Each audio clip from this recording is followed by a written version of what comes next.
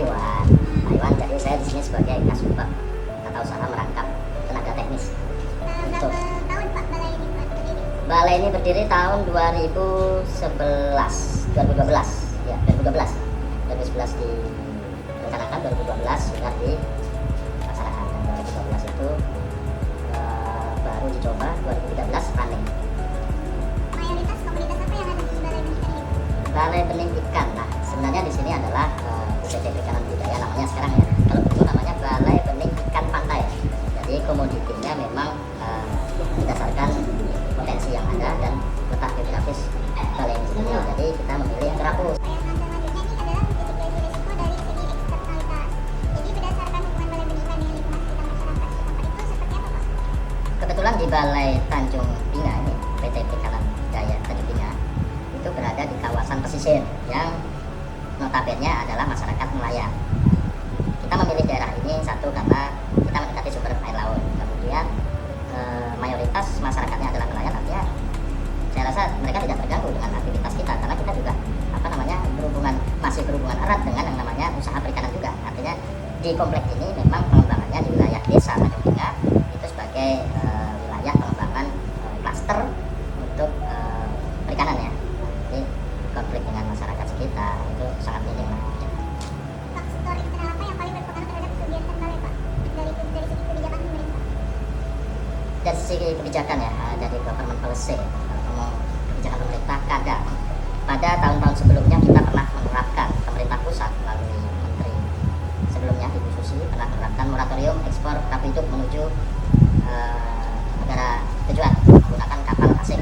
Nah, itu kadang kebijakan yang diambil memang ada benarnya, tapi dari sisi kita yang berada di daerah, apalagi Belitung yang sebagai wilayahnya dominan adalah laut, banyak masyarakat yang mengusahakan di kerapu itu merasa terganggu. Artinya dari sisi pemasarannya karena moratorium itu berlangsung cukup lama begitu. Nah, akhirnya kebijakan itu cukup membuat bingung kita yang di daerah karena masyarakat tahunya ke kita, Pak kita tidak bisa ekspor karena ini, karena itu, karena ada larangan, tak boleh ekspor dan sebagainya. Itu menjadi hambatan ya dalam pengembangan usaha kita. Dari segi dampak perubahan iklim dan cuaca ekstrim terhadap keberlangsungan produksi benih ikan bagaimana Pak? Untuk saat ini ya nanti pada kita menggunakan air laut, artinya air laut memiliki salinitas tinggi nantinya gitu. Itu yang kami pikirkan. Nah, kita bersiap dengan air laut. Kondisi perubahan cuaca yang ekstrim ini memang harus kita pikirkan lagi resiko-resikonya, resiko dan upaya mitigasinya, yaitu dengan yang kita khawatirkan adalah dampak salinitas tinggi di laut sehingga mempengaruhi daya tahan tubuh ikan, stressing ya nanti. Makanya kita sudah siapkan sumur-sumur air tawar untuk pengecaran atau menurunkan kadar air lautnya. Itu yang mungkin bisa lah bagi kita dalam melakukan operasional. Menurut Bapak risiko eksternalitas apa yang perlu diantisipasi ke depan? Resiko eksternalitas Dari segi sosial ekonomi. paling yang perlu diwaspadai ya, maksudnya yang perlu dipikirkan ke depan ya, resikonya itu adalah apabila kerapu ini sudah tidak terserap, artinya sudah tidak bisa dipasarkan, kita harus memutar otak. Sebelum itu terjadi, kita harus punya produk unggulan lainnya, alternatif. Itu yang harus kita lakukan saat ini, jenis komoditas lainnya, agar ekonomi di sini bisa berjalan.